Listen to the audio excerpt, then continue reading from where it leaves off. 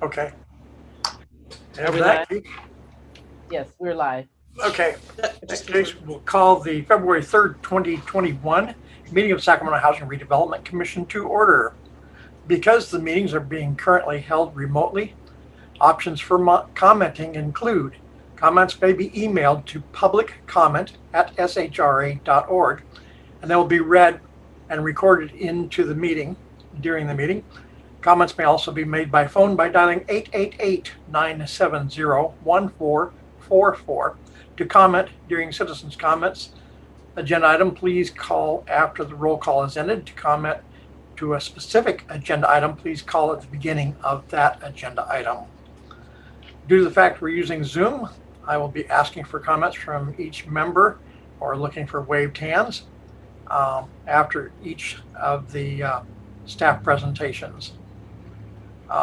Feel free to use the raise hand feature to ask for recognition also. With that, everybody open your mics, and we'll ask Lyra to call the roll, please. Alcalay. Yes, I am here. Boyd. Yes, I'm here. Morgan. Here. Nunley. Here. Osmani.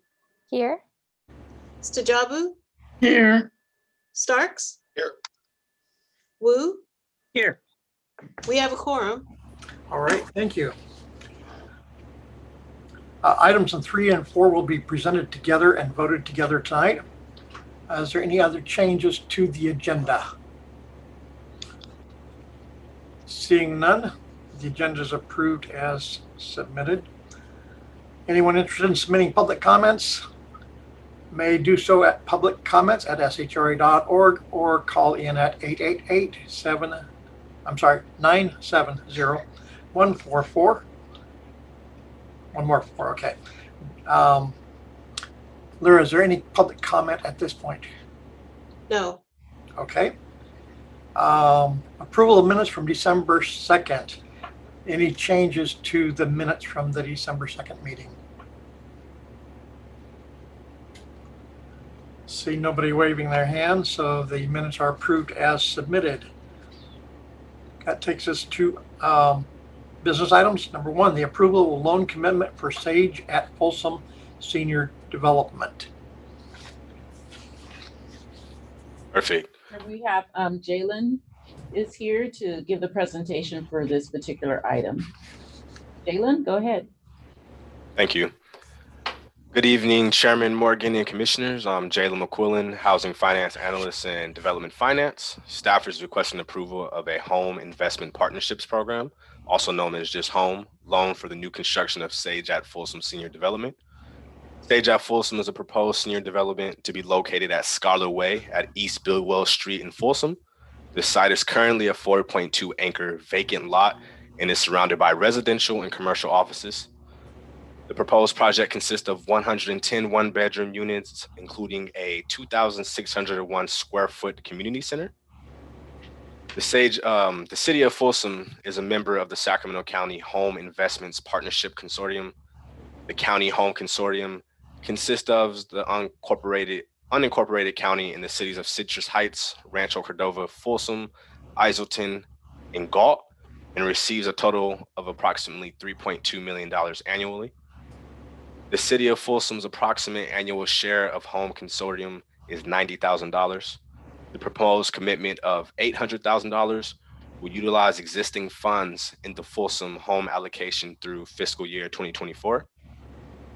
There are 9 units at 30% AMI, 60 units at 50% AMI, 40 units at 80% AMI, and 1 manager's unit. Life Steps will provide supportive services for residents in the development.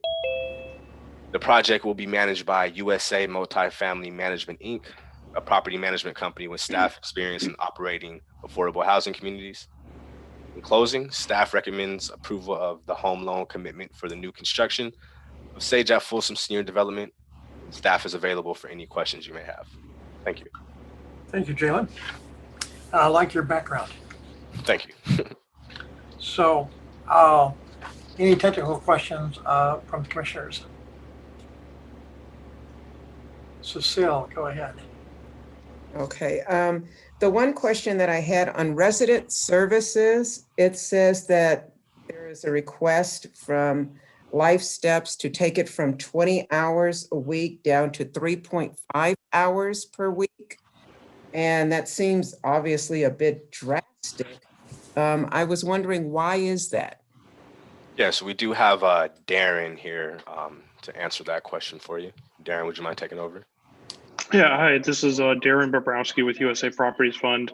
Yeah, USA, we manage over 85 properties. About 2/3 of them are senior properties throughout California. And in our experience, the level of services that we're asking for this property is commensurate with what we see as the needs at our other property, and is in line with what both CIDLAC and TCAC require for services at a property like this based on the number of units. Commissioner, maybe I could just follow up. It's Christine Weigert. So SHRA's multifamily lending policies, which were adopted by the Board of Supervisors and City Council, which are the jurisdictions that govern SHRA, do have minimum service requirements. And for a project this size, I believe it is 15 hours a week. This is a little different because the city of Folsom is putting in about $4.5 million of their own city funds.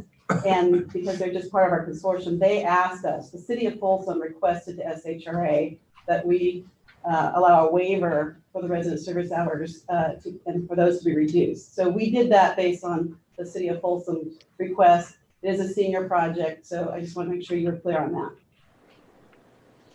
Okay, was there a reason why City of Folsom asked for it? I mean, I'm still, to go from 20 to 3.5 hours per week is, like I said, that's pretty drastic. It is, yeah.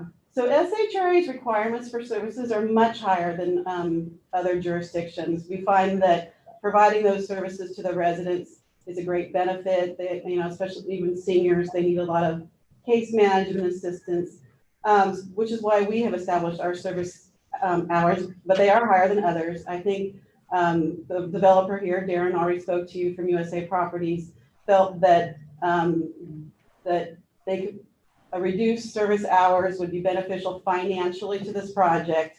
Again, they requested of the city of Folsom. So based on the city's request, we're allowing the reduction. But if this were in the county of Sacramento, the unincorporated county, I'm not sure we would have done that.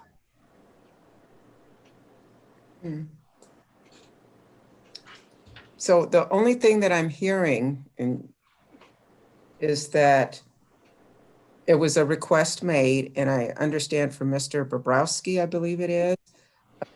You were saying that based on your experience in other facilities that are similar to this, you guys are thinking that it's less services, but I thought I just heard from Christine where she said sometimes seniors may need even more services. So I'm still kind of unclear why we're allowing this.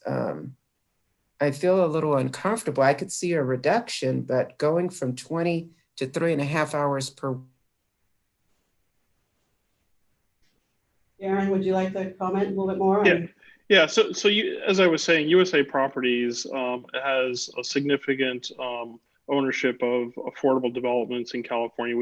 We own about 85 properties and manage about 85 properties with over 11,000 units. About 2/3 of those are age-restricted senior properties. So we have a large experience with senior properties in California, and in our experience, the level of services that we are proposing to provide is commensurate and in line with what is needed at the property.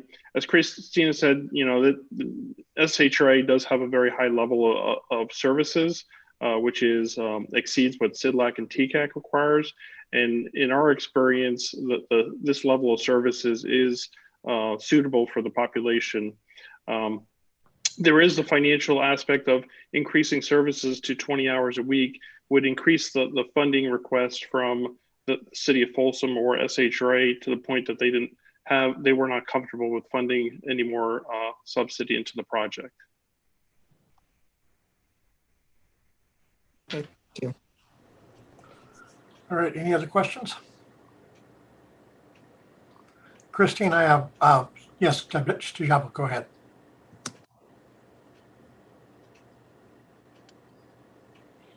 So what do those services include? Can you give us a brief synopsis? There are health and wellness classes, as well as case management to help residents with individual needs and educational. And then on top of that, what is not included in this is USA Properties. We do social programs, you know, whether that's potlucks and other parties and other things on top of that. That is not included in these hours. And USA does provide those, but it's generally health and wellness classes and case management to help seniors navigate whether it's a personal issue or a healthcare issue or a financial issue. That's what the services are. And they're also available by telephone also, true? These days, yes, we usually do them on site, but due to everybody doing everything remotely, they are being provided remotely these days. All right. And that's 3.5 hours. And what period of time a week? Commissioner, I should clarify that. When we got the resident service plan for this project, it talked about I believe it was monthly or annual number of service hours. We actually just divided that by, to make it about 3.5 hours a week or 3 hours a week. So it could be that there's 6 hours one week and no hours the next week, but we just averaged it. Okay, thank you. Gail? Yes. If I could put Cecile back on the spot, Cecile, if you don't mind. I just really want to make sure that, you know, this is right with you. If it's, you know, if there's something that's still out there, and if I'm not seeing it, please let me know so that in case I'm missing it. Are you good with this, or should we dig in a little bit? Well, it still concerns me because when I think about services, especially for your senior citizens, and a lot of this is going to still be low income, it's out in the city of Folsom. They don't have that. I mean, I understand, and it does make a little bit more sense for me with the financial constraints. And if we want to require these number of hours, then we have to kick in more money, which everything has a cost. It just kind of concerns me that we're going to take these individuals over here and we're going to just have a lower standard. And that is concerning to me. It just, I don't know, it just concerns me with that. I understand that they have experience with some of the others, but that drop to me just seems pretty significant. If I can add, this property is very well located for seniors in Folsom next to retail. We're actually going to make a pedestrian connection next to the shopping center next door that has a Bel Air, CVS, and other neighborhood serving retail. If you're familiar with Folsom, this is just right across the street from where the Home Depot shopping center is. It's next door to the Folsom Lake College, which the library is open to the public. And then it's basically about a couple thousand yards to the Palladio shopping center. So it's very well located. We do some other things that are not included in this. For one thing, one of the things that we do is we build in to our communities food storage closet with refrigeration for donations from food banks for residents. That's become very needed these days. And that's one of the things that we do build into our senior communities that is fairly new for us, as we've seen the need for this food insecurity grow. So we do other things for seniors besides these prescribed services.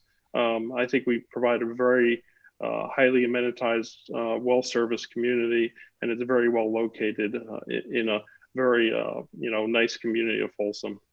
Okay, so I think what I'm hearing you say is that because of where it's located, they will have access to these services should the need arise, because there's a lot of support around this particular facility. Yeah, Folsom has, they do have a local bus service separate than RT around the city of Folsom. The city of Folsom does have a senior center next to City Hall that usually is open. It's not open these days, but so there is other senior services in the community besides this community.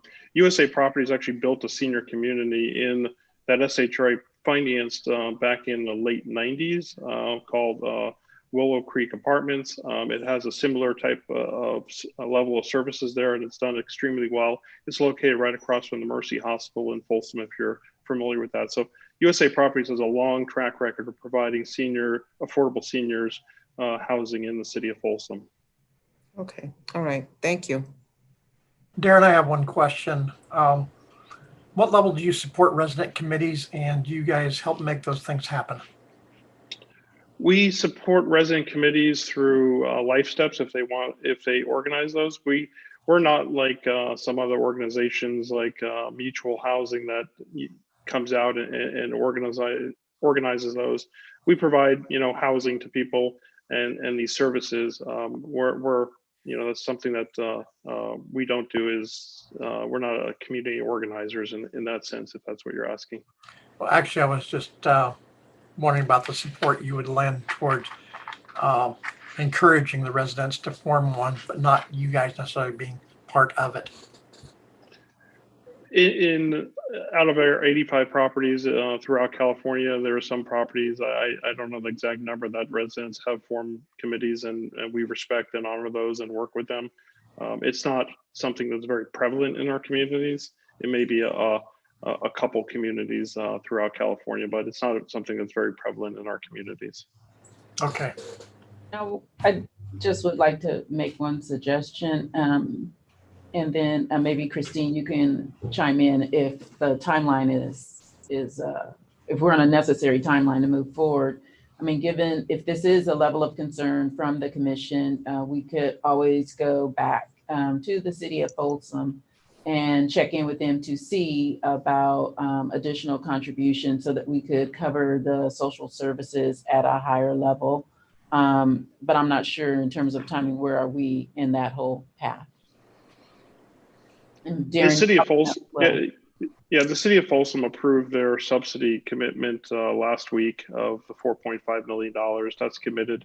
They do have another project that they're looking to fund in the new South of 50, the growth area, that St. Anton project that they really want to fund because it's the first project south of 50, affordable project south of 50.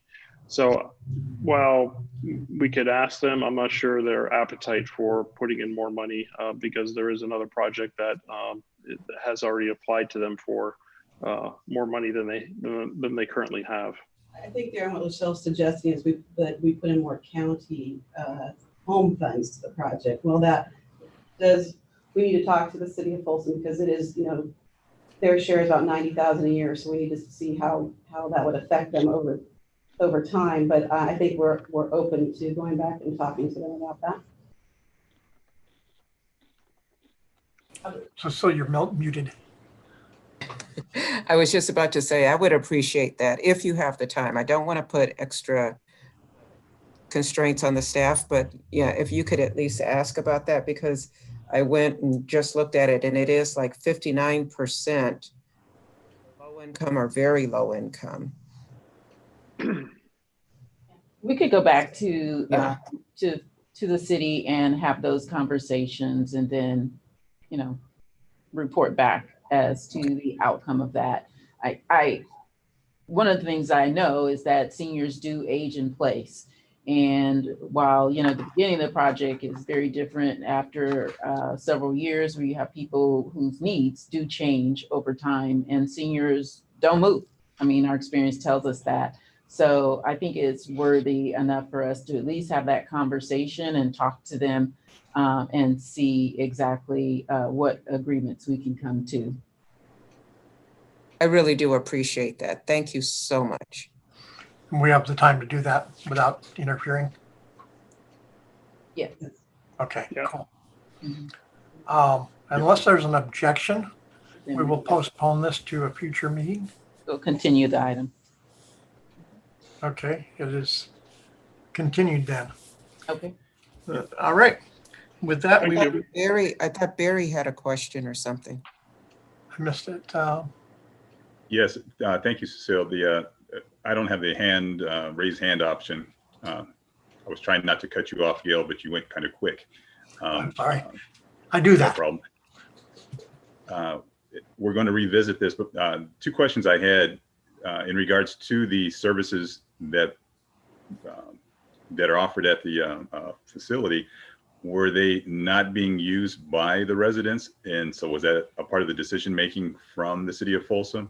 In addition to, we're building something new and we'd rather put our monies into the new facility to help attract individuals to it?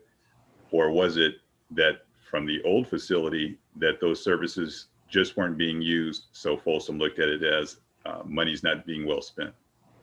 I don't think this is replacing a development at all. This is just a new development. And what Darren has said, that from their experience in their other properties throughout the state of California, that they find that fewer services are acceptable. But no, this is not based on existing use because there is no development at that site right now. No, I'm sorry, maybe I wasn't clear, my apologies. Not at the current site, as was stated by Mr. Bobrovsky, that there is a new facility coming up. And so with the new facility coming up, not in the same location, but as he stated, its location earlier. Yeah, The Anton project, yes. There's two separate projects. Mhm. The one we're talking about tonight is a new construction, doesn't exist.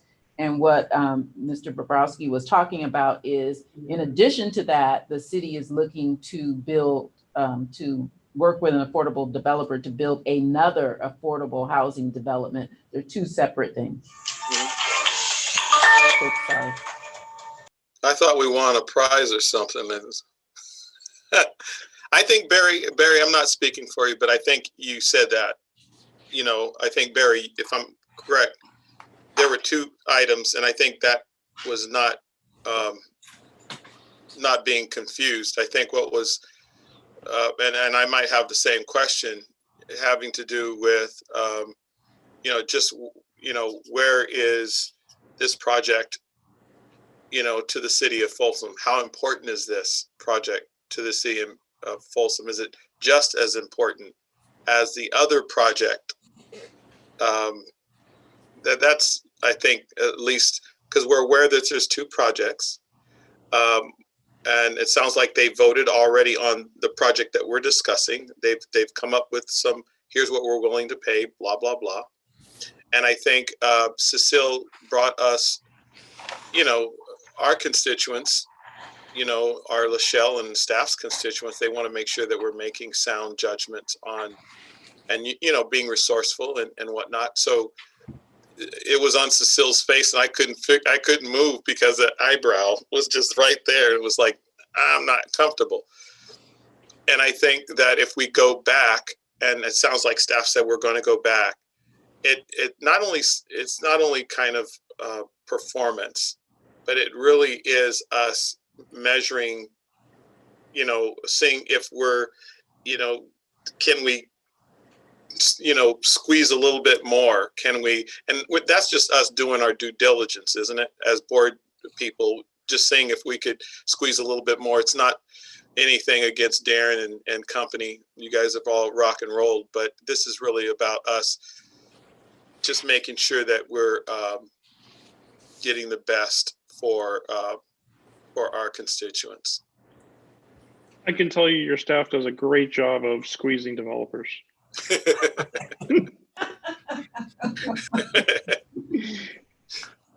All right, I'm done. Okay, that item is continued then, and we'll move ahead to the housing element review for the county. Thank you. Susan, I think she's going to introduce this item. I am. Thank you, Lachelle. Good evening, commissioners. I'm Susan Veazey, Program Manager for Development Finance and Portfolio Management. This evening, staff from the County of Sacramento will be providing an overview of the draft housing element. The housing element is a state of California requirement for cities and counties in order to ensure that municipalities integrate planning for all housing types into their general plans. The housing element is the only element of the general plan that is reviewed and approved or rejected by the state. SHRA staff support both the city and county's efforts when they draft these multi-year documents, and then each year when they report accomplishments to the State Department of Housing and Community Development. As the county's housing department, SHRA informs policies and programs and provides vital data to county staff and consultants in preparation of this document, which is meant to guide housing policy and facilitate the development of housing for all income levels. Tonight, Kate Rose, who has been leading the county's effort, will provide an overview of the county's draft housing element update and review proposed changes for the next housing element period. Kate? Thank you for that introduction, Susan. Let's see. Will somebody be able to share the PowerPoint? If not, I might be able to do that. I think they're going to do it, Kate. Oh, wonderful. Thank you. Thanks again, Susan, for that introduction. Hello, commissioners, and good evening. My name is Kate Rose, Associate Planner on the county's housing element. Also with me this evening are Leanne Mueller, Senior Planner on the housing element, and Leanne Moffitt, our Planning Director. They're here to help me answer any questions that you may have. I'd like to note before we get started that the public review draft of the housing element is now available on the county website, and we'll provide you with a link in case you'd like to review it after tonight's presentation. Next slide, please. So this is just an overview of what we'll go over. Housing element overview, just the basics, projected housing needs, housing element goals, timeline, and next steps. Next slide. Housing element overview is up first. Next slide, please. So as Susan was saying, the housing element is a required element of the county's general plan, and it will cover an 8-year period of 2021 through 2029. The housing element is the only element which must be certified by the State Department of Housing and Community Development, or HCD. And as Susan was saying, we report annually to the state on our progress towards meeting certain housing element goals. The housing element for the county will cover the unincorporated areas of the county only. Other cities and counties within the region will be updating their housing elements too during the same 8-year cycle. The purpose of the housing element is to identify and analyze existing and projected housing needs for all income groups, and to include goals, policies, and programs to address the identified needs. We also must provide enough sites for new housing development during the 2021 through 2029 planning period. Next slide, please. Next, we'll go over the projected housing needs in the county for the 8-year planning period. Next slide. So the housing element is the county's plan for meeting its fair share of the regional housing need. This process is known as the Regional Housing Needs Assessment, or RHNA, and it starts at the state level with HCD calculating the overall future housing need for each region in the state over the 8-year planning period. The Regional Council of Governments within each region must then develop a methodology to distribute that overall housing need among all of the cities and counties. In our case, the regional agency is SACOG, or the Sacramento Area Council of Governments. So they were responsible for distributing a total of 153,512 units throughout their 6-county region. Sacramento County is responsible for a total of 21,272 units. Each jurisdiction must use this number of units allocated to them under the RHNA to identify measures to help achieve new construction. It is important to note that HCD does not mandate construction of the units, but does require that jurisdictions report annually on their progress. Next slide, please. This table shows the total unit allocation broken down by income category. The county must plan to accommodate 7,158 units for lower income levels, 4,186 units for moderate income levels, and 9,928 units for above moderate income levels over the 8-year period. Again, the county is not obligated to build any of these units or finance their construction, but we must show that the county can provide adequate sites for construction of these required units. And we accomplish this through zoning. We assume that the higher the density, the more affordable the housing will be. So we need higher density zone sites that allow for multifamily development in order to provide housing that is affordable to lower income households. Next slide, please. The housing element includes a sites inventory in order to show that we have enough capacity for new housing construction.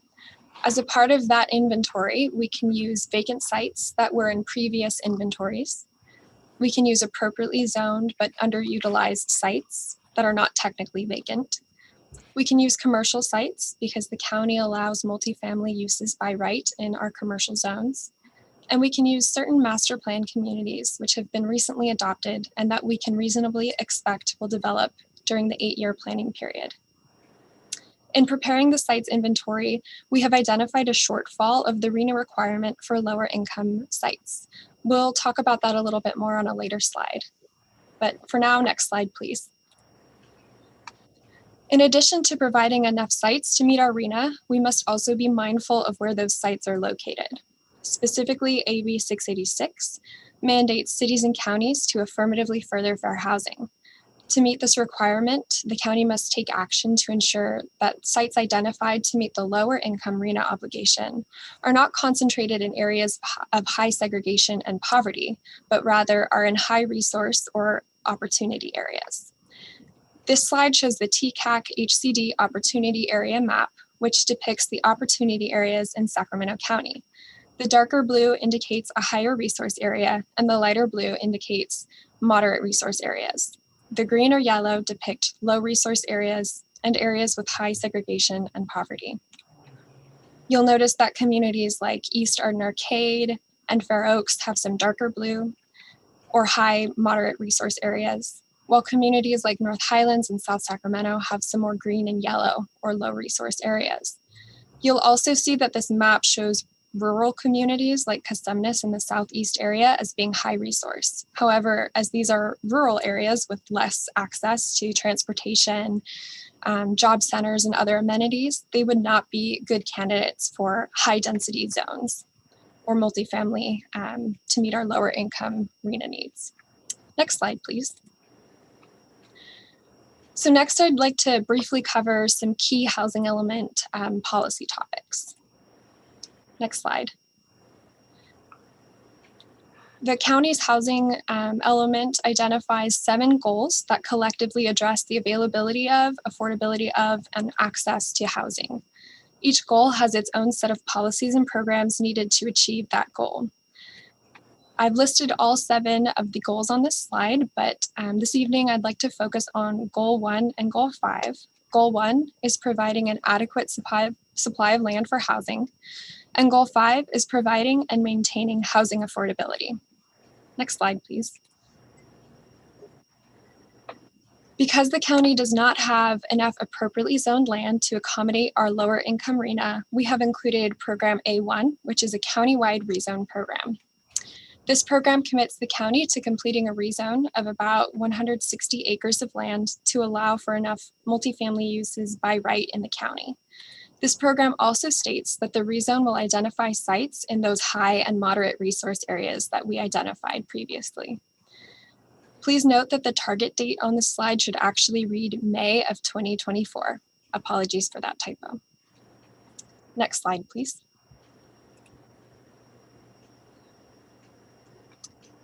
The Affordable Housing Ordinance and the Housing Trust Fund Ordinance are the county's source of local gap funds, and both are key to providing housing affordability or meeting Goal 5. The Affordable Housing Ordinance covers fees on market rate development, and the Housing Trust Fund Ordinance covers fees on non-residential development. Both of these fee sources fund affordable housing development in the county. Program E3 of the housing element commits the county to evaluating the current affordable housing ordinance and considering amendments to increase housing production. The target date is December 2023. In addition to that effort, county staff is also exploring amendments to the Housing Trust Fund Ordinance to update the fee and index it so that it updates annually. And county staff has been working closely with SHRA staff on these 2 efforts thus far. Next slide, please. So here's our timeline for the project. In reviewing this timeline, you'll notice that we've included a robust amount of public outreach for this effort. And there are several updates to the dates shown on this slide. To allow for adequate time for public review, we've pushed the HCD review date out from its January through March to be March through April of 2021. And we've added a public review period of February 1st through February 22nd. And the goal again is to allow stakeholders the opportunity to comment on the draft element prior to HCD submittal. But in order to meet our project timeline, we began public outreach in spring of 2020. We took a workshop item to both our Planning Commission and the Board of Supervisors in the summer and fall of 2020. We reported back to our outreach participants in the fall of 2020. We've been hard at work on the draft element. And again, we anticipate getting that element to HCD for their review starting in March. And then we anticipate going to our Board of Supervisors for adoption in July of 2021 and to state HCD for certification in July of 2021. The revised timeline is available on our project website, which we have listed on the next slide. Here we've listed some ways for you to stay engaged in the process. The first link is to our email list. We email everybody on this list updates on the draft element as well as dates for hearings. The second link on the slide is to our project website. It has a lot of good resources like the draft element itself, as well as some recorded webinars, both in English and Spanish, for more information. If you have any questions, you can contact us at housingelement@saccounty.net. Next slide, please. That concludes my presentation. Thank you for the opportunity to present to you this evening. I'm happy to answer any questions that you may have. And again, I also have Leanne Moffett and Leanne Mueller with me. Thank you. All right. Did you need to close anything on that, Susan? You're good? Yes, thank you. Okay. Sorry, couldn't get to the button fast enough. Sure. Floor is open, everybody. Barry, you had your Yes, hand up. Thank you, Gil. Oh man, my screen just went away from the young lady that was just speaking. Oh, there she goes. Miss Rose. I do have a couple questions for you in regards to the map that was shown where the missing information and or data, those areas throughout the county, from my knowledge of the county, seem to be in the highest minority and low income areas. My question is, why wasn't the county able to, why in the county's research, why was so much information missing in those high minority and low income areas? Could we get that map back up? Are you referring to the affirmatively furthering fair housing? Yes, okay. So this is, oh, I see, missing and insufficient data. This is actually a map from the state. It's the TCAC state HCD opportunity map. So this isn't something that county staff created. Leanne Mueller, I know that you helped create this map. Could you maybe speak to that question? Yeah, so essentially what we had done is this map was created by the state. And so we took that from the state data. And then I think there are areas where it does indicate missing and insufficient data. And then I think the other gray area that you're seeing is that for our purposes, because it was a larger area, we did end up graying out the cities as well. So when you look at that, and it may be a little bit hard to distinguish on a map of this size, is that, for example, the city of Sacramento and the city of Rancho Cordova, they are, and actually Citrus Heights, we attempted to gray those out so that you could see specifically what the county areas were. And so I'm wondering if maybe that's a little bit also of what you're seeing. So I think maybe the largest area of potentially missing and insufficient data is in the Natomas area, which for the county is largely farmland. So we haven't really put any sites in that area in our affordable housing inventory because it really doesn't have access to services that we look for when we are citing our affordable or lower income sites.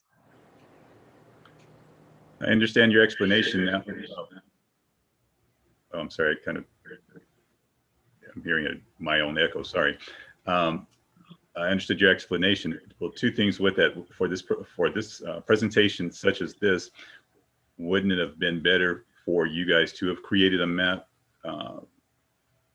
more correct to what you guys are establishing to do in regards? I do understand that you did gray out the city of Sacramento area, but with that said, unless I misread it, the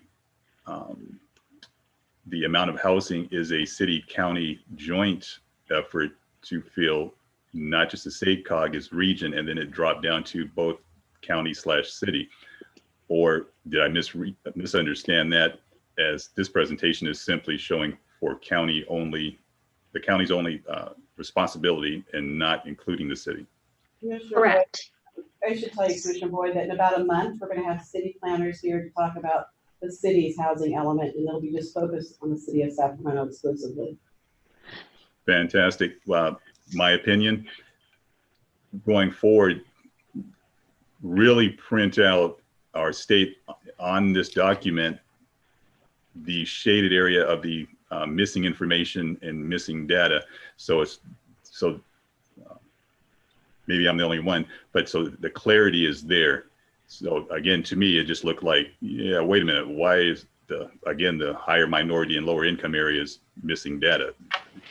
No, that's actually really great feedback, because I think I've been looking at this for months, so I think I may be a little bit blind to the nuances of the map. So thank you very much for that feedback.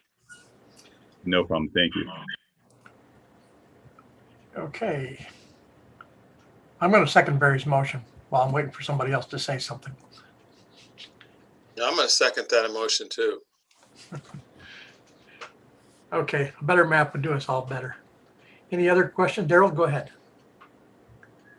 I'm wondering, what is your criteria for providing the material translated? You have it in Spanish and English. Correct. So for what we ended up doing is, for the element itself, we've translated parts of it into English and Spanish. Previously, when we did outreach materials, especially when we were sending out notifications, or when we've done surveys, we have done them in other languages other than English and Spanish, but we have found that most of the interest has been in those two languages. So that's what we have ultimately focused on. I would think that because there's a large Hmong population who might be interested, Chinese population, they might be interested in this as well. I would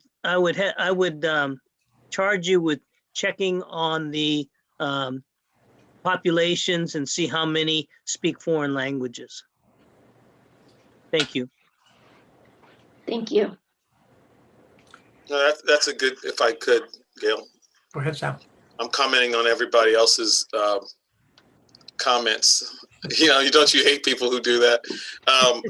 But that's a real good catch, Daryl, and a real good catch, Barry. I think, we're at a time, just generally in which, I do outreach. I do this for SMUD, right? So it's kind of like one of the things, and I know, Daryl, you're dealing with this in the school districts and stuff, that, fundamentally you ask yourself, what are the demographics? What are the populations the impacted populations, and I'm not saying that, we would like to have this translated in every language, but that's obviously cost prohibitive and not to the point. But to the Commissioner's Wu's call out, I think, it would have been really cool if you would have been able to say, here are the demographics, here are the numbers based on, the ethnic, here's why we, did this Spanish thing. And sometimes I get caught, but not anymore in my 20-something years at SMUD, where you're going to give a presentation and that there's going to be a board member or there's going to be somebody who's going to say, where did you come up with the Spanish and English? And we kind of do it pro forma just because Spanish and English. But if you would have been able to say, well, there's only 2% Hmong or less than 2% or something like that. And, something where you could have given him a little bit of pushback. I'm sure Commissioner Wu would have said, okay, thank you for that feedback. But when you think about the Hmong population, those are very highly Hmong population areas, and the Chinese community is not just in the South area. It's all over. It's all over the community, and so those are some of the pushbacks. And then lastly, Gail, if I could, I just thought that Barry's catch, and I have to take notos or something because at the end of a long day, I'm missing too much. Those are some real, Barry, that was a really good catch. And I just thought that, even if the city does present, right, in a couple of weeks, Lachelle would expect us to give our A game and approve or not approve based on what we're seeing today, not in a couple of weeks. So when you think about this is kind of like, this is really good feedback. And I just want to say to my fellow commissioners, rock and roll, because those are good catches. So kudos to staff too. And there's no negatives here. It's just we're all on the same team trying to make this better. Okay, so it's all good. Okay, any other comments? Well, thank you, Susan and team. And with that, we'll move on to items 3 and 4, the 1-year action plan, federal programs, and allocation process workshop. Okay, so we have Celia is going to do the presentation. Do you have a PowerPoint? Are you sharing? Share screen? No?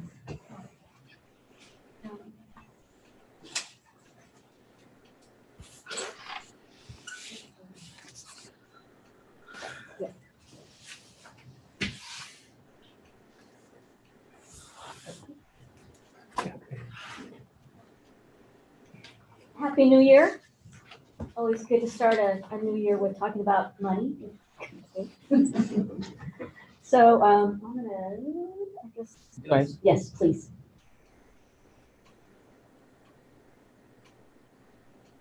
So today, this evening, I'm going to give a high-level overview of the action plan for our federal funding programs, and just at a high level of what we can use CDBG for, what has been allocated in the past for both the city and the county, and what funding we anticipate for 2022.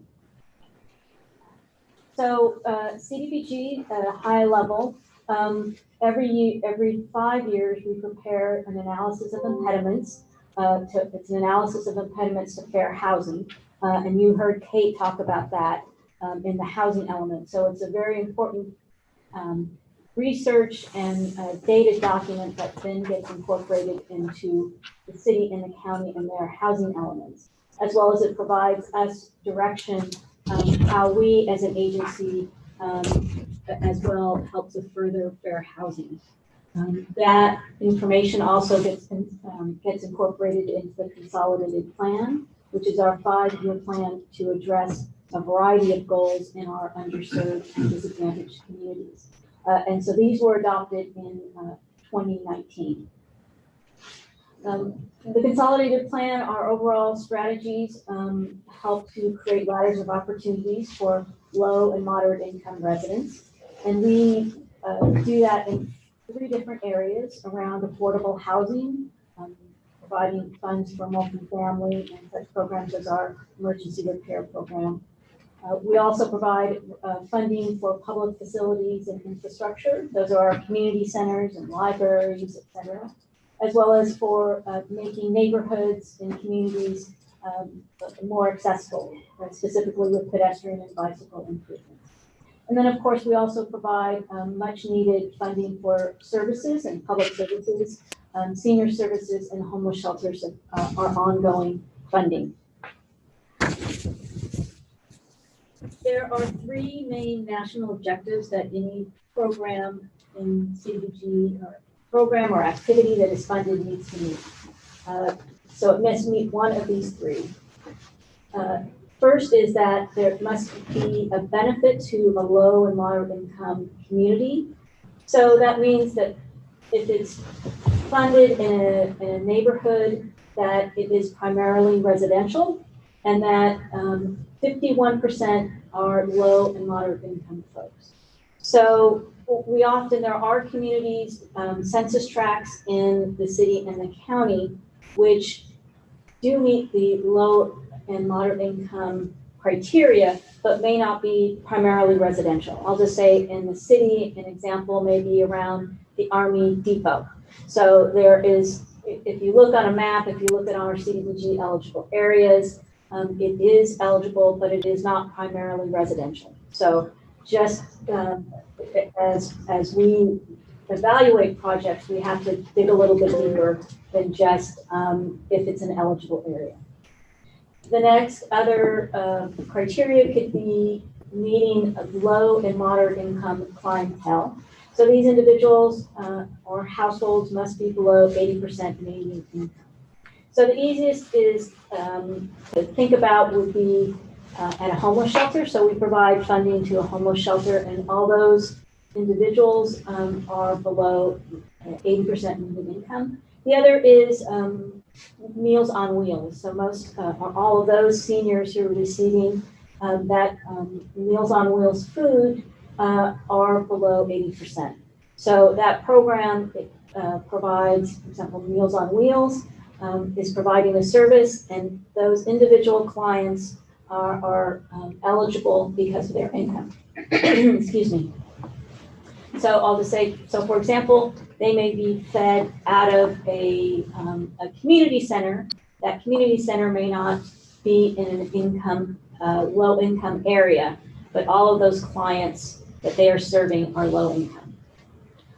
And the last piece of a national objective would be low and moderate income housing. So we can provide funding of rehab of an affordable housing development, which oftentimes we do, and that is an eligible national objective. So again, it could be in a not in a low and moderate income census tract, but because that development is serving those folks under 80%, it would be eligible. So it has to fall in the one of those categories, but also there are eligible activities, including infrastructure, as I talked about, public service, acquisition. That could be acquisitions for example, the new park or a community facility. It could be for clearance and remediation activities. So there may be a property that lead abatement for later development as affordable housing, and that would be an eligible activity. Home ownership assistance, planning and admin, that planning and administration, which is paying for staff here, and then environmental studies. So everything requires a NEPA approval, a federal approval, and that would qualify. There are also ineligible activities. So paying to expand or rehab City Hall would not be eligible. Operating expenses, so ongoing operating expenses are not eligible. Income payments, new housing is not eligible for CDBG, and funding of political and religious activities, supplanting of funds. Supplantation is a project is funded by the city, and then later on they funded and allocated that money, but then the city comes and says, oh, we want you to use CDBG. That is that's supplantation and not eligible. And then regional parks and facilities. So next, I'm just going to give a overview of the entitlements for the city, and then I'll move on to the county.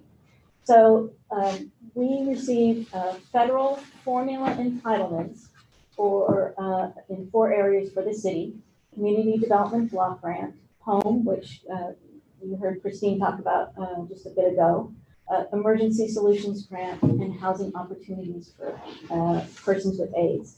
So these are formulas. So what that means is HUD has a magic formula, and every year they identify, run the numbers based on how much Congress allocates to the programs, and by formula we get a letter that says this is what you, the city, or you as the county will receive. So this is our estimate. We just estimate by what we received last year and by the political situation. So we assume we're going to get the same amount that we received last year. And it's important to note that these figures are just the entitlement. When we come forward later in the year to approve, there may be more than this because we do receive program income from home. So when a multifamily loan is paid off, that is program income. And then sometimes there is funding of a project that didn't, especially in CDBG, that had some funding left over, and so we reprogram that. So again, these are only entitlement numbers. So this is how in 2021, how the funding was divided amongst the infrastructure at 2.6, for housing and preservation of home ownership, not quite 500,000. Public service was nearly 600,000. Grant planning and administration was about 750. We had a HUD loan repayment at 722, and that is the infrastructure, paying for the infrastructure at Marisol Village. So that is a Section 108 payment. And then we have a capital reserve, which is a contingency. The projects that were funded in 2021 included multiple parks throughout the city, as well as some streetscape projects, both planning as well as some construction.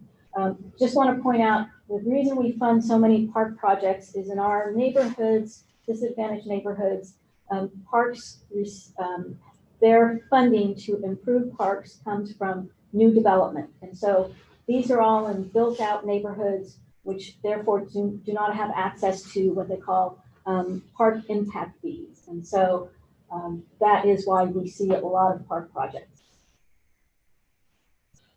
In the county, these are the figures we estimated entitlement for community development, block grant, home, and ESG.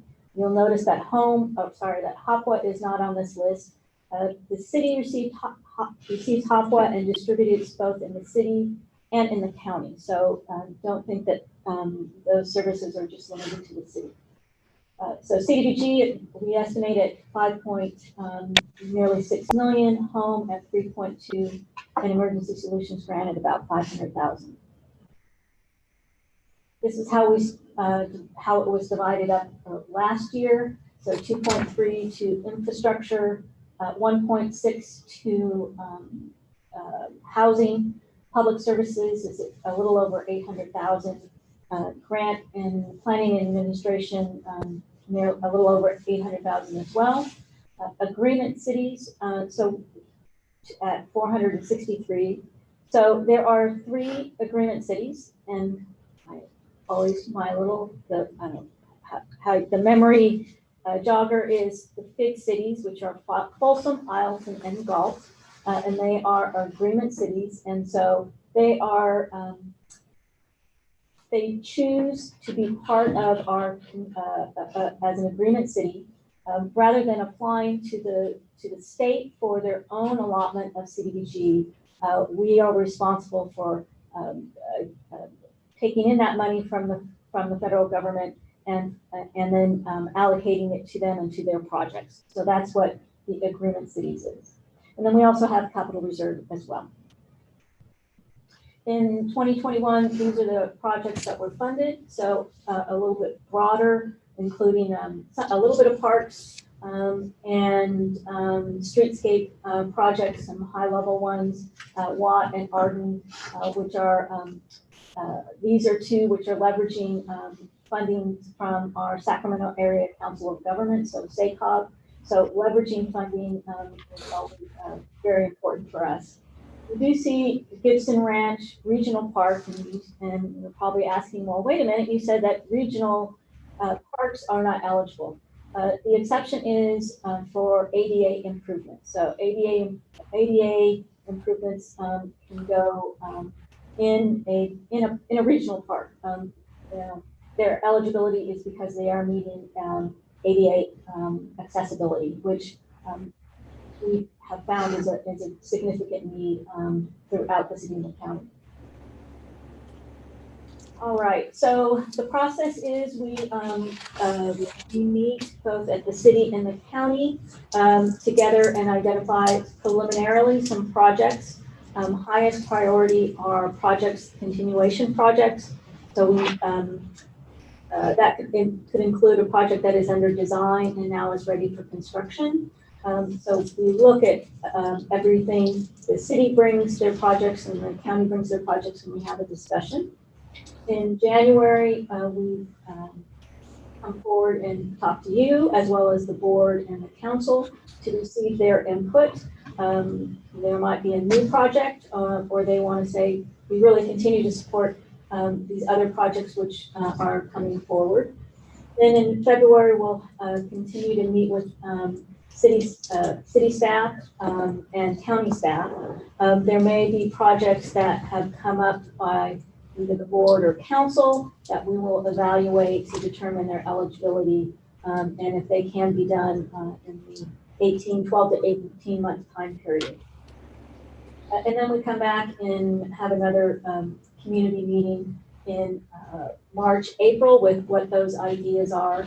And then ultimately we will come back to up here in September, and then on to the city council and the board of supervisors with those projects. So today what we're asking, we're just sharing is, this is the process. Here's refreshing on what the eligibility for CDBG is, and taking any input, available for any questions you may have. All right, thank you. And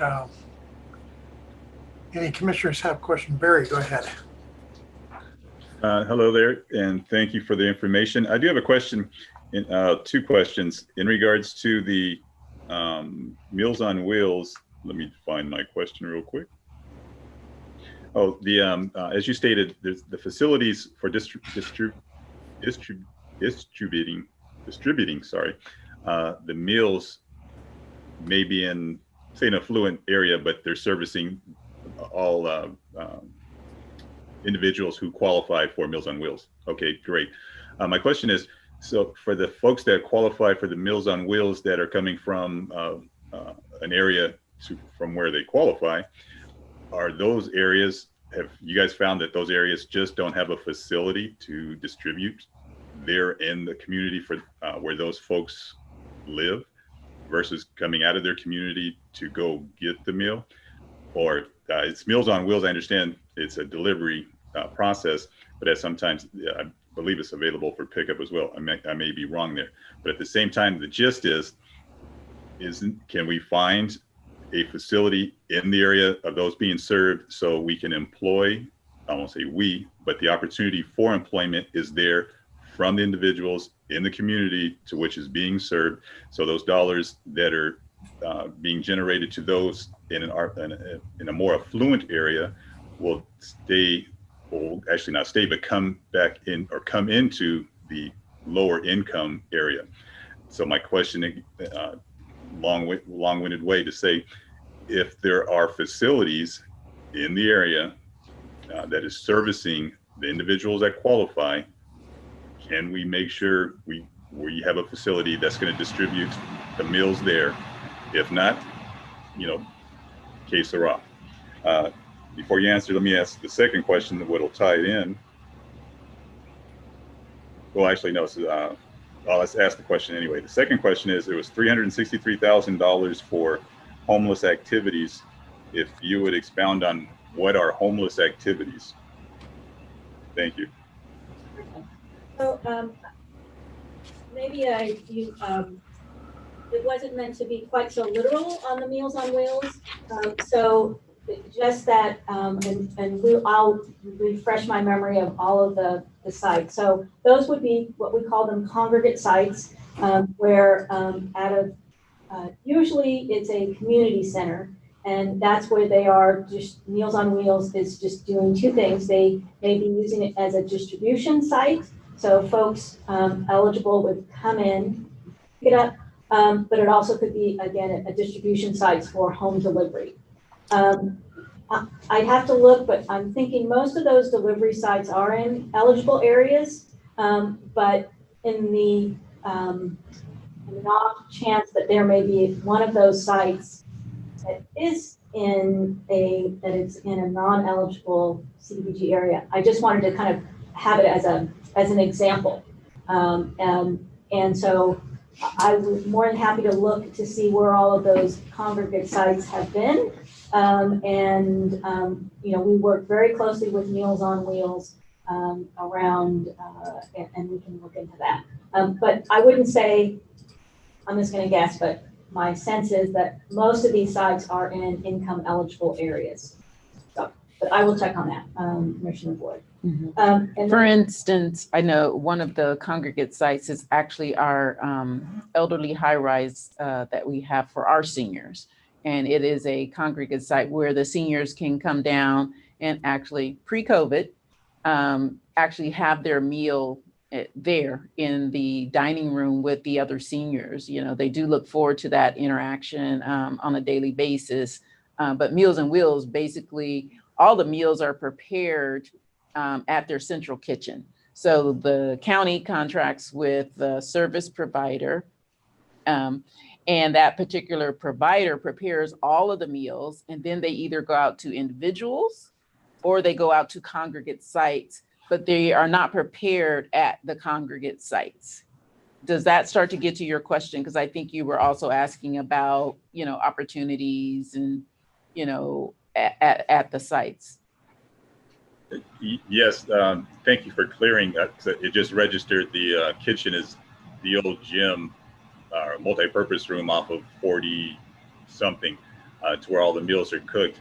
But with that stated, any facility as the distribution point for whichever community, if there's opportunity for income, I say put that distribution point in the community of those who qualify for it. So I understand the cooking isn't going on there, but it's opportunity. A lot of it's volunteer, but there are some dollars transferring hands. But thank you, Director. Yes, they actually, the contract is a cost per meal that the city and the county and the other cities all pay to the provider for Meals on Wheels. And then at the congregate sites is volunteer, so. And then you had the question about homeless activities. That is for funding for emergency shelters. That doesn't sound like an activity to me. That sounds like survival. But I'm with you. Thank you. Well, it's also under the public services cap. And so they do allow us to do 15% of the overall grant can be for public service related activities. So that's why the Meals on Wheels is there. That's why homeless services, because they qualify as providing a public service And we are limited to the amount that we can use for that activity. Oh, thank you. I thought it was two completely separate, not a and with a slash. So that's why I asked. Yeah. Thank you. Mhm. Okay, any other questions? Seeing none, I'm just going to comment real quickly. I've been a little bit involved with the ACC Meals on Wheels program to the extent that I have a couple of wards. So that means I was probably more involved than some people. But during the pandemic, everybody's meals have been delivered, and they have even paired up with some providers to bring other options like Denny's, for instance. Some people are able to take a voucher to Denny's as opposed to, so there's one down on Florin Road and the other one I think is on Burkett where they're offering that. But they are very much on their community centers. We see a lot of homeless people coming in and availing themselves of the meals at the congregate sites, or before the pandemic anyway. So anyway, with that, seeing no hands up, Sacramento Emergency Rental Assistance Program update, Sarah et al. So as you know, last year at the end of the year, we launched the Emergency Rental Assistance, Sacramento Emergency Rental Assistance Program, also known as SARA. And we were tasked with getting out quite a bit of money in a very short period of time. So we're here to give an update in terms of the program. And I have Mary Liz Paulson, who's going to do that. Do you want me to go ahead and start sharing your? Okay. Good evening, Commissioners. My name is Mary Liz Paulson, and I'm Assistant Director here at SHRA, overseeing the Homeless Innovations Program. Tonight, I'm going to give you information about the Sacramento Emergency Rental Assistance Program, or called SARA. This is a local program to help families who cannot pay their rent due to a loss of or a reduction in wages due to the COVID-19 pandemic. Since the pandemic began, there have been numerous attempts to help families remain in their homes by delaying evictions, by establishing eviction moratoriums. You can see by the list above that there have been efforts at all levels, local, the state, and the federal level. There has continued to be talk about a tsunami of families who are behind in their rent, who are at risk of losing their housing when the rent becomes due. The Sacramento Emergency Rental Assistance Program is a local response to this concern.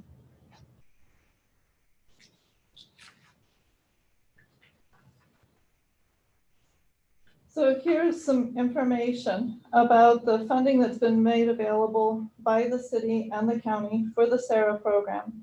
The hope is that these families will keep the families, the hope is that these funds will keep the families housed and prevent them from becoming homeless. Now, these are families who are living on their own without subsidy. They are community members new to SHRA, not living in assisted housing.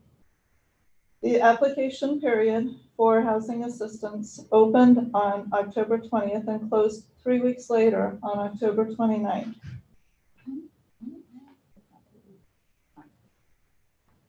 Oh, I'm sorry. You know what? It opened on the 9th and closed on the 29th. Oh.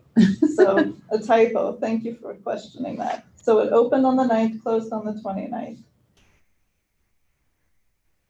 The application process and the SARA program itself was thoughtfully and intentionally designed with lots of input from the community. We invited input from more than 25 organizations, both formally and informally. We worked to create an automated system so that the process was as simple and streamlined as possible. We wanted to be able for families to submit their documentation up front so that we as staff could quickly review and issue payments.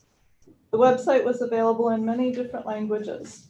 The application itself was translated into 5 languages: Vietnamese, Russian, Hmong, Spanish, and Chinese. These are the languages found to be most prevalent in the county. Our Public Information Officer, or PIO, worked with her counterparts in the city and the county and coordinated a media outreach campaign to publish the message on the radio, TV, newspapers, and in social media. The SARA program has paid out rental assistance to more than 1,200 families so far, and we aren't done yet. We are still processing applications in the city. This slide shows the current status of disbursements. So you can see the disbursements there, and the city is noted that it's still in progress. We're expecting to serve, at this point, we've served 911 families in the city, and as we said, still in process. So we were paying amounts owed in arrears on rent, as well as up to 2 months in advance, depending on their situation. We had a $4,000 cap, so we paid arrears as well as prospective rent. So you can see that 72% of the families in the city and 79% of the families in the county had arrears. And the averages, you can see they're a little bit higher in the county. And then the average rental amount dispersed, you can see there, again, a little bit higher in the county. So the cities of Citrus Heights, Elk Grove, and Rancho Cordova received federal dollars directly. So they had a choice, and they chose to spend their funds and create their own local program. So the SARA program served the rest of the county, so the city of Sacramento, unincorporated counties, and also the big cities that Celia mentioned, so Folsom, Ileton, and Galt. The information on our website and on the applications communicated this clearly so that folks knew when they were applying that those cities were not included. That's why the number is not higher there.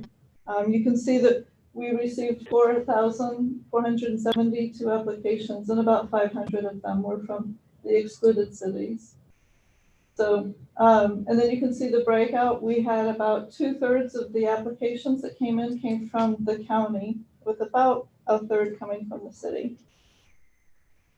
In the next charts, we'll look at the information coming from the families through the applications, and then information about the families who were funded.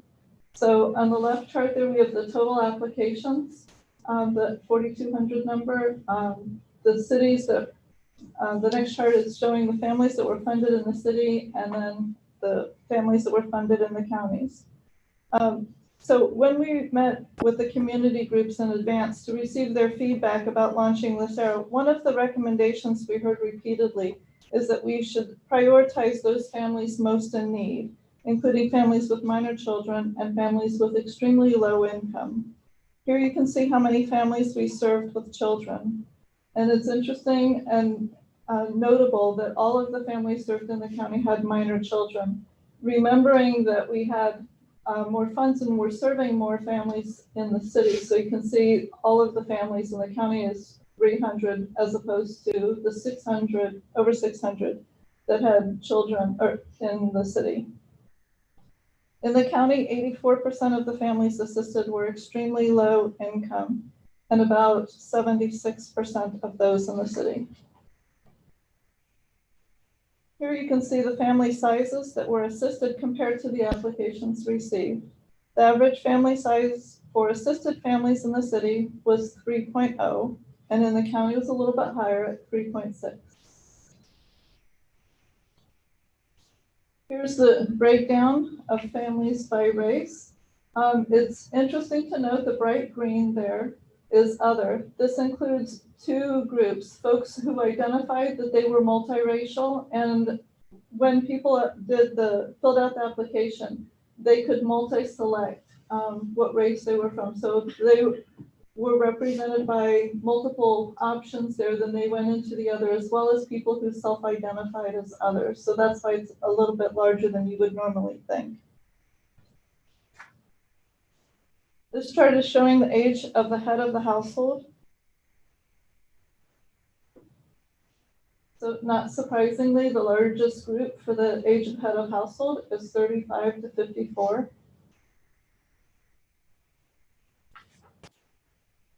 This chart is showing the zip codes of families, both that applied and that were funded. So we identified in advance the top 3 zip codes in Sacramento County that were at greatest risk of impact due to COVID. And this was based on the highest number of COVID cases in that zip code and the average eviction rates for the past 3 years. These were thought to be the most vulnerable zip codes. And so these were areas where we were sure to reach out to community organizations.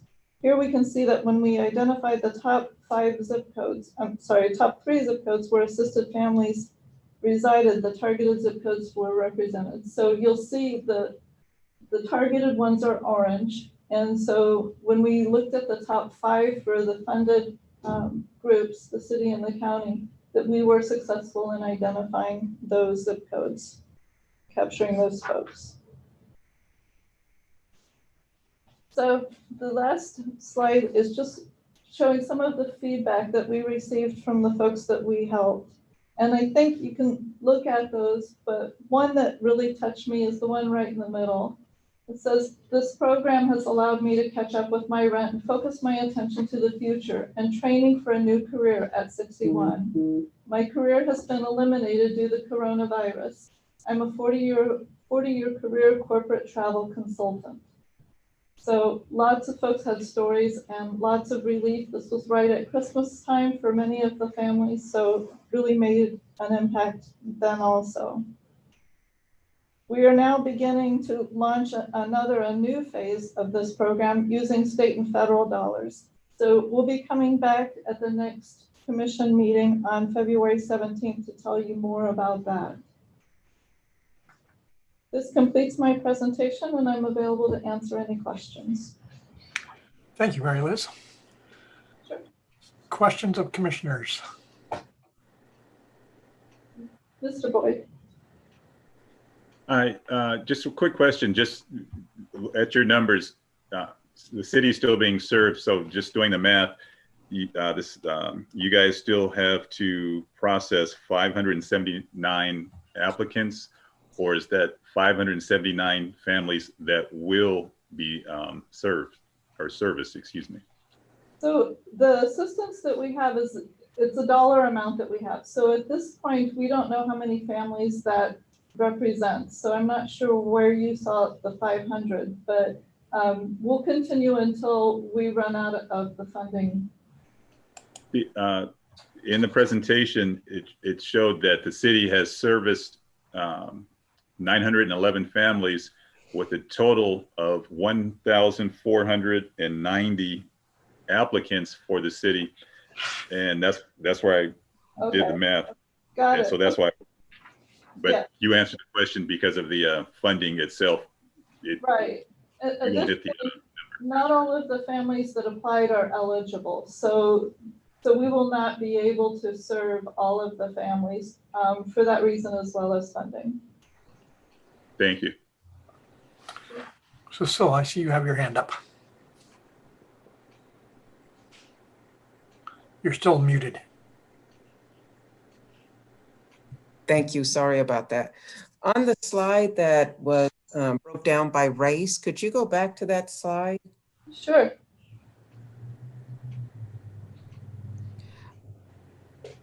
Yeah. Oh, did I go too far? There we go. There it is. One of the things that I just noticed, because I was trying to go through very quickly, you don't have any Hispanics on here at all. You know, and that I'm glad you said. So the way that HUD gives choices, and so we follow the same options for demographics, and there's 2 categories, demographics and ethnicity. So demographic, you have the options listed here. Then in ethnicity, then there's 2 choices, either Hispanic or non-Hispanic. And so some folks chose other on this category and then chose Hispanic under ethnicity. But that's just the way that HUD has defined those parameters. Yeah, that's very, I mean, it's very odd, because looking at this and how you described other as people who chose multi or more than one race, you would think, oh, well, there's no Hispanics here. And that just seems totally wrong for our community. Right. Right. So they're all other. Included in the green. Yeah. Yes, yes. So, yes, and next time as we report out, knowing that that's an interest, we can report out on ethnicity too, the two categories. Then you'll see it. Uh-huh. Yeah. Okay, thank you, Mary Liz, on that. Any other questions? 70% were non-Hispanic. Oh, Yep. Barry, go ahead. Just say to Cecile's point, can or will, instead of having the option to say either Latino or a mother, how about just give the remove the other? So it's either using colors, which are not races because they're nouns, or not nouns, but anyway, saying black, white, Latino, Asian, or well, yes, Asian, and then there won't be confusion on where are our Latino brothers and sisters. So again, in a nutshell, instead of giving the option Latino or other, let's eliminate the other, because you fall over the, in one category or another, regardless of what the percentage is, whether it's higher white, higher black, higher Latino, is what I'm stating. yeah. I think if, Barry, if I could, I agree with you. That has to be fixed. That has to be fixed. So we'll figure out, and Barry and Cecile, if you guys are okay with letting staff fix it, I think we can all agree the disappearance of our Latino Hispanic brothers and sisters. It was like, wait, something's wrong. I get it. You know, that they're not a race, you know, you get all that stuff, but yeah, I think it has to be to better include, right? It's all about inclusion. And so, Lachelle, maybe. Well, I think it's inclusion, and it's just also they exist, because right now, if somebody looked at this, didn't know our county or our state, they would say, oh, you guys must not have any. Yeah. Hispanic or anything else, Latino or Latinx or anything like that. And it's like, that is not correct. I think the perception is not, you know, and I get it. I think we all get it that you guys have to use the same kind of language that they're using maybe at HUD. But Lachelle, is there any room for adding to that language, at least for our own local communities? I think what you hear Mary Liz saying is that there's another category that we didn't include that would show you the breakout for Hispanic. Okay. So we just did race. Under ethnicity, you'll see the breakout for the Hispanic. So we can include that in our data so that you can see that. Is that correct? I'm hearing that there were 70% that were Hispanic, or Non-Hispanic. that were non-Hispanic, but is that of the applications? So no, of the ones that were. So we'll go ahead and we'll add that slide going forward so that you can see. But we do capture that in a different category as defined by HUD. And just to reiterate, these are the categories that HUD has us put on our information to track, but there is another category under ethnicity. So you'll see that breakout, and that's where you'll see it. Right. I think just for sake of, if we're at, you know, the city council, board of supervisors giving the same presentation, I think it would probably be great at this point to anticipate, you know, especially if you're going to run this slide, right? You should kind of include somewhere on this slide that the full diversity of our community is included in a previous slide. So that no one, again, we're here to help. No one, you know, kind of catches you on this one. It's not that you're caught. It's just, I would put it on the slide and be safe. Right. That you're going to present it on another slide or something, you know. I think, yeah. Good feedback. Thank you. Thank you. All right. Good catch, Barry. Again. So other is very inclusionary. That was Cecile and a great eye there. And hey, we're all working together. Right. Gail, Did I miss Cecile? Did I do a man thing and miss Cecile? Cecile, thank you.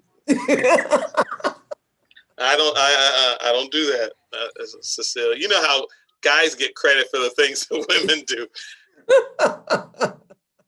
All women tell me that all the time. No, all praise and respect to Cecile. My I bad. just thought you were mansplaining. No, he's. So, Lyra, was there any public comment at all? No, Chair. There's no public comment. Thought I'd better cover that before we move on. So, any other comments before we move on to the next item of business? So, not seeing any. Business item 6 is the election of the SHRA Commission Chair for 2021. Nominations are now open. I'd like to nominate Go ahead, Michael. Cecile for chair and Daryl for vice chair. Unfortunately, thank you very much for the confidence, but for chair, I probably will decline. And I would suggest, if he is still open, if Gail would consider remaining as chair. Okay, so we have a declination by Cecile and a nomination for myself. Any other nominations? Barry?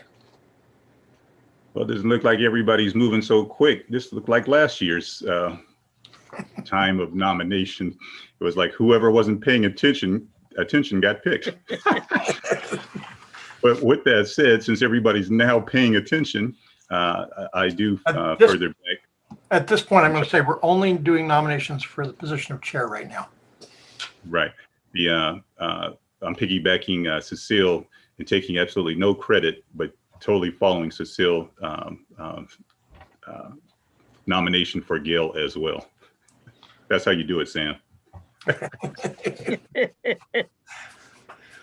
All right. Is there any other nominations? Seeing none. We need a two-thirds vote to close nominations. So all those in favor of closing the nominations signify by telling Lyra as she calls your name.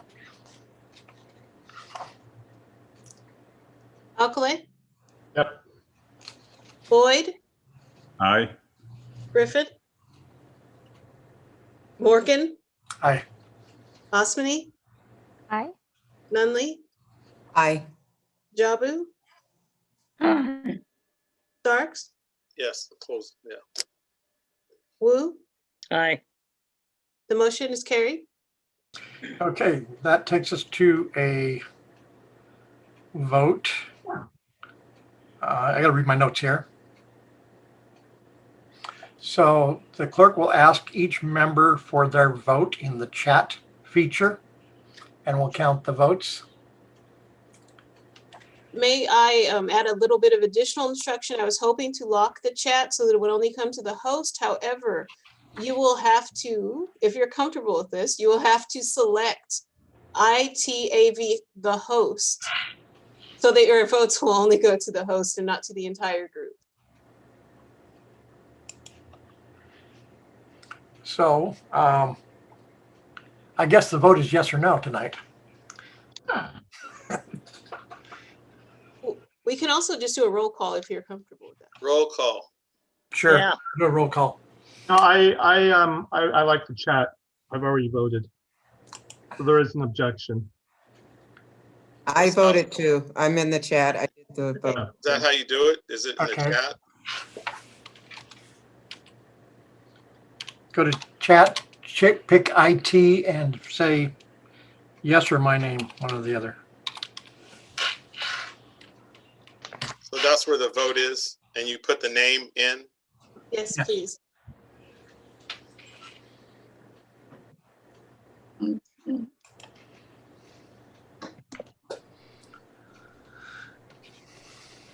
Has everybody voted? No.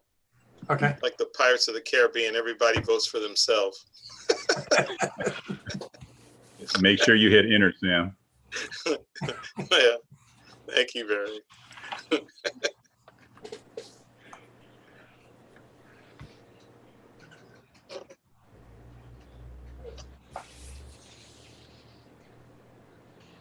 Have we all voted now? Yes. Okay, that takes us on to election of SHRA Commission Vice Chair for 2021. Nominations are now open, and as Sam nominated Cecile for chair, I would suggest we put her name in for vice chair.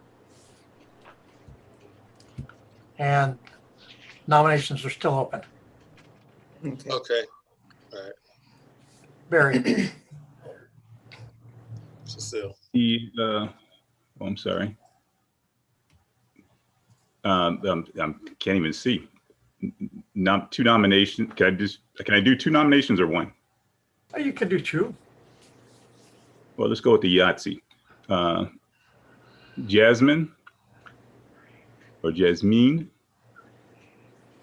And let me see, what's Sam? Yeah, forget Sam. Second nomination for me. Don't Those are my two. Okay. So we have Cecile, Jasmine, and Sam has declined. You guys are killing her name. It's Yasmin. It's Jasmine, but you guys are close. Okay. I'm gonna decline as well.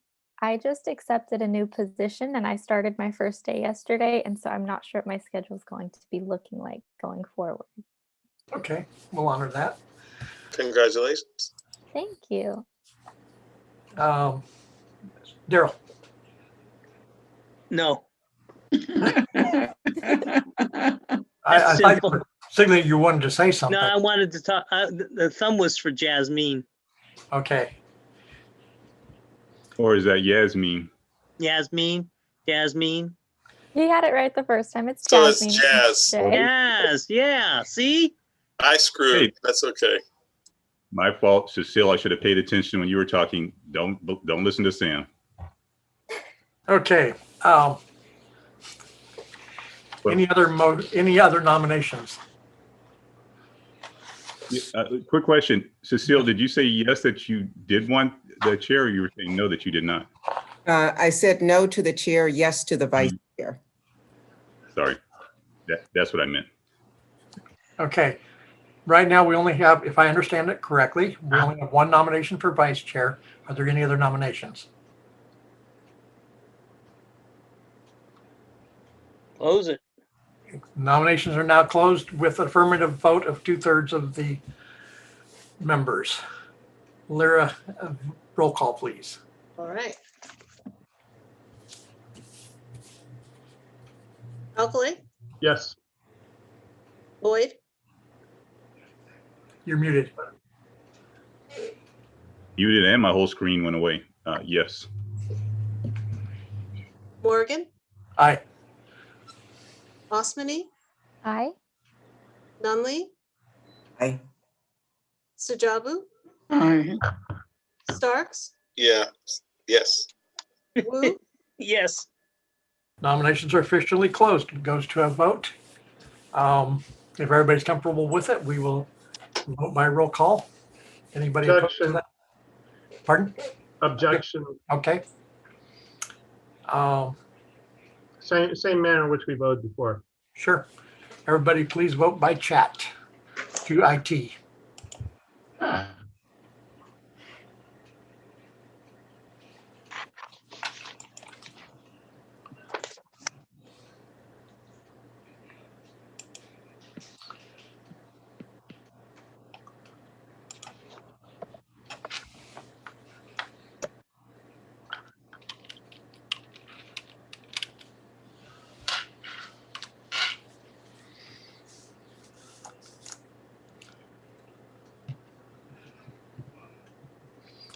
And Lyra's off to get the vote.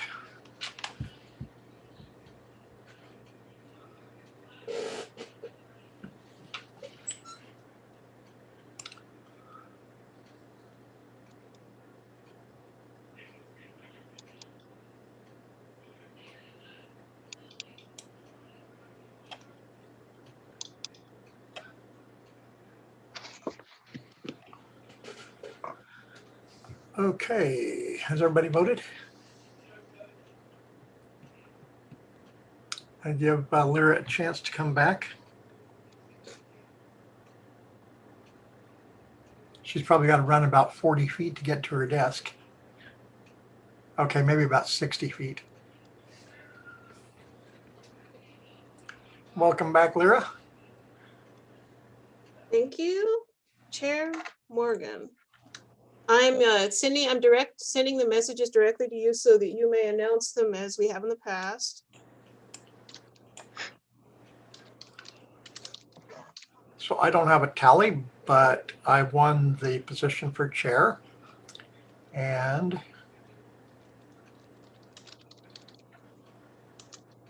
Cecile Nunley has won the vote for vice chair. Thank you. Congratulations, Cecile. Thank you. Thank you all. I'll try not to give you too much time sitting as chair. Or as Barry knows from the past year, he never got a chance. Okay, moving on to the executive director's report. Lachelle, you're on. All right. Well, congratulations, Chair Morgan and Vice Chair Nunley. Excited to have you, Gail, continue in your role and for Cecile to join as Vice Chair. Just two quick things. One is our next commission meeting is scheduled for February 17th. So I want to make sure you put that on your calendars. February 17th will be our next commission meeting. And then I also wanted to let you know that Lyra Gaw is now the interim agency clerk. Vicki Smith is still working with us on a lot of very important special projects and lending a hand. And in the interim, Lyra stepped in as our interim agency clerk. Thank you. Congratulations, Lyra. Thank you.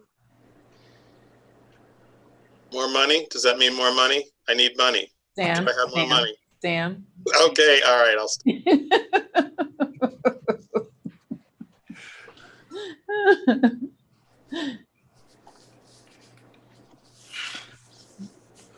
I believe we got more money already at the beginning of this past year. Okay, anything else, Lachelle? No, that's all that I had for my report. Okay, and I conveniently did not bring a report from the chair's position. That opens it up to items and questions of commissioners. We'll start with Stajabu. Any news on Mel Griffith? Lyra? Any news from Mel? Unfortunately, no, we haven't been able to reach his family yet. Okay, thank you. Barry. Thank you, Chair. A quick question. In the Marisol Village, was damage sustained last week? I believe I read a roof blew off, or was that somewhere else? That was somewhere else. That was at Marina Vista. A portion of the roof on one of our units actually did come off, and we had to relocate the residents until we were able to make the necessary repairs, which have been made and they have been returned back to their unit. But it was at Marina Village, not Marisol. Thank you. So that was quick. That's a quick turnaround. Cool. Any other questions? Cecile. Yes, I just had a question with the vaccines as they are going on, and some of our members are in these congregate settings. Has there been any information given to the agency regarding when vaccine rollout will be for these groups? Many of them, I'm sure, are in the vulnerable or qualify in the other settings. Mm-hmm. We did hear from the state. They did reach out to us a while back and had some initial questions, but they have not followed up to date. So we are still waiting to see if we'll be able to sponsor more vaccines, especially for, for our seniors who are, living in a congregate type setting, well, it's not really congregate setting, they have their own units, but it's still difficult also to get to some of the sites like Cal Expo and different things like that. So at the point that we hear from them, we would love to host any type of on-site vaccines, but to date, not yet. Will they also have you guys be an information access for whether it's your own, people within your facilities or not? Because I know just in my neighborhood on Nextdoor and everything else, people don't even know where to go and the information just starts going crazy. And I'm not even imagining what Facebook or anything else is doing. But it's been really hard, bad information. Where do I go? People trying to sign up and that type of thing. Yeah, I would concur. It's been very difficult, especially for our seniors to navigate all of the online access. And depending on, you're with Kaiser or Sutter or any of the HMOs, they're all handling it very differently. So we're just really hoping for a much more coordinated response starts to really fall in line so that we can stand ready to assist, to make sure that we can partner and help if it's not sponsoring, that we can at least get information out to our residents about how to do their registration. Everything I've seen has been online, and it has been, just like you said, very difficult for someone to navigate and to get into the queue. So like I said, continuing to monitor that, and we are hopeful that we can actually assist. I know people that have contacted my office regards to that. We just have referred them to their health provider, and because we don't have any other options here really. And we've heard back from quite a few that their doctors have given them timelines to when to expect something. And I think one person I talked to actually got their vaccination already. So at least if I understood what they were saying, they did. English was not the first language of the person I was speaking to, so I had to guess a little bit of what they were telling me. One other related question I have, Lachelle, is HCV's phone system functional at this point? Yes. Are you talking about the call center? Yes. Yes, the call center is functional. However, we have been inundated with calls, and just like any other organization that is trying to manage during a pandemic, it varies in terms of the number of staff that we have available to staff the call center. We are looking at really revamping our call center and our approach to that, which we'll be rolling out within the next few months. But yes, we have struggled to have the full complement of staff, really in any department within the agency, between people who have quarantined or are just not available to be here. And not here. I mean, the majority of people are working from home, but it's been a struggle. I know the RAB offices fielded a lot of calls, and most of them we just turned away and said, we don't work there. Keep calling until you get through. A few of them come up with very specific things, and we've tried to forward those on to somebody. Yeah. So. Well, thank you for that feedback. And we have heard that from others, and we're working on really, like I said, a whole new solution to the call center. That's a good thing. All right. Seeing nobody else waving their hands and shouting or jumping up and down, we will adjourn the meeting. Thank you, everybody. All right. Thank you. Have a good evening. On the 17th. Thank you. Bye-bye, everyone. Bye.